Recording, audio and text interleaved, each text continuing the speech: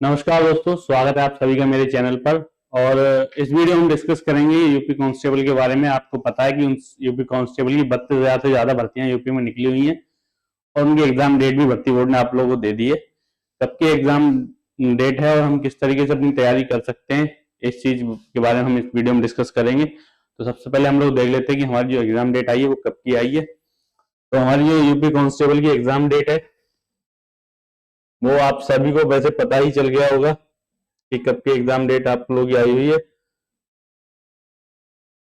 देखिए, हमारी जो 32,000 से ज्यादा भर्तियां हैं जिनके आवेदन 31 तारीख से भरना स्टार्ट हुए थे। 31/12/2025 से इनके एग्जाम आवेदन भर लिए गए थे और 30 जनवरी तक आप लोगों ने फॉर्म भरे थे। इसके फॉर्म कंप्लीट हो गए लगभग लगभग 28 लाख के आसपास। अगर मैं फॉर्म की संख्या बताऊं तो 28 लाख फॉर्म इस भर्ती में देखने को मिले हैं। 28 लाख के आसपास फॉर्म कुल पड़े हैं। और जो हमारी एग्जाम डेट है वो जून में भर्ती बोर्ड ने दी है, 3 दिनों में और 6 पालियों में आपका ये पेपर कराया जाएगा। तो पहले दिन 8 जून को पेपर होगा, उसके बाद 9 जून को पेपर होगा, उसके बाद 10 जून को पेपर होगा। टोटली 6 पालियों में आपका पेपर संपन्न कराया जाएगा। 6 पालियां यहाँ पे ली जाएंगी और आप लोगों का पेपर यहाँ पे 6 पाली में होने वाला है। 32,000 से ज्यादा आप लोगों को पता है कि पद हैं आपके यूपी कांस्टेबल के। 32,000 से ज्यादा ही पद हैं। और इसकी आपको परीक्षा जनपद की जानकारी तो जून में ही मिलेगी आपको, एग्जाम से 10 दिन पहले। फिलहाल आपको एग्जाम डेट कंफर्म हो गई है। और इसके अलावा हम किस तरीके से कर सकते हैं, आपको पता है कि यूपी में इसके साथ साथ में एक भर्ती और निकली हुई है जो है आपकी यूपीएसआई की। यूपीएसआई की एग्जाम डेट आप लोगों को पता है। यूपीएसआई की जो भर्ती है वो लगभग 4500 पदों पर यहाँ पे प्रक्रिया चल रही है। 4500 के आसपास पद हैं उसमें, और इसमें भी लगभग 15 लाख बच्चों ने आवेदन किया है। और आपकी इसकी जो एग्जाम डेट है वो है 14 और 15 मार्च। अब बहुत से बच्चे ये सोच रहे हैं कि हम यूपी कांस्टेबल यूपीएसआई में कहाँ ज्यादा फोकस करें। तो देखिए, सबसे पहले मैं कुछ चीजें आपको इस दोनों भर्तियों के बारे में बताना चाहूंगा। यूपी कांस्टेबल और एसआई के अगर हम कंपेयर करेंगे ना, यूपीएसआई का जो सिलेबस है, यूपीएसआई का हमारा जो सिलेबस है वो थोड़ा सा डिफरेंट है यूपी कांस्टेबल से। तीनों जो सब्जेक्ट कॉमन है वो आपको पता है कि हिंदी तो सभी में आती है, उसके अलावा रीजनिंग भी आती है और मैथ भी आती है। ये मेजर सब्जेक्ट हैं दोनों ही भर्ती। उसके अलावा यहाँ जो जीके जीएस में मेन पार्ट है यूपीएसआई के अंदर वो पॉलिटी का और मूल विधि का है। तो इसी वजह से बच्चे कंफ्यूज रहते हैं कि मूल विधि पढ़ें या नॉर्मल जीके पढ़ें। देखिए, ये 3 मेजर सब्जेक्ट, यही सब्जेक्ट तीनों कांस्टेबल के अंदर भी आते हैं।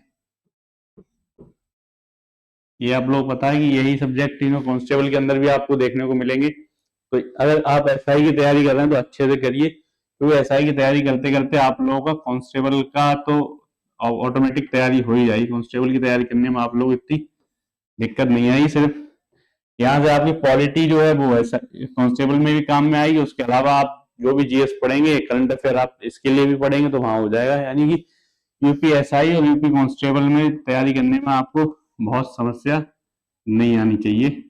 दोनों ही सेम है। आप एसआई की तैयारी करिए, एसआई में नहीं हो पाया बाई चांस तो कांस्टेबल में आपका इजीली सिलेक्शन हो जाएगा अगर आप एसआई की तैयारी अच्छे से करते हैं।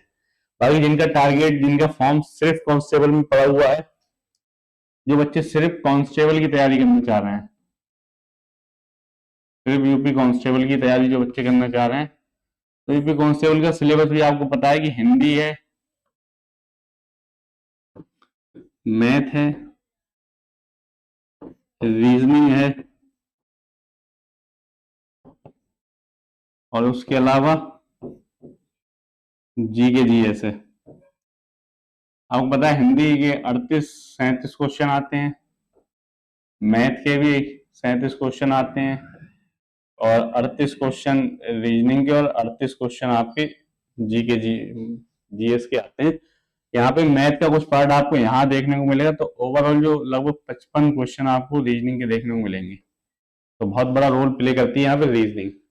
तो जिन बच्चों का सिर्फ कांस्टेबल का एग्जाम है, वो मेन अगर इन 3 पे आप फोकस कर लिया आप लोगों ने, इन 3 सब्जेक्ट पे, तो आप 100+ क्वेश्चन तो आराम से यहाँ कर देंगे, 100+।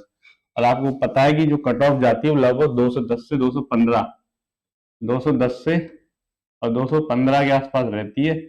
अब वो इतना, सिर्फ इतना स्कोर आप इन 3 सब्जेक्टों से कर सकते हैं। ये अभी तो बिल्कुल छोड़ दो, इसमें कोई भी बच्चा ऐसा नहीं होगा जो 15 क्वेश्चन ना कर पाए। नॉर्मल तैयारी वाला ही बच्चा यहाँ पे 15 क्वेश्चन आराम से कर सकता है, कोई बहुत बड़ी बात नहीं है।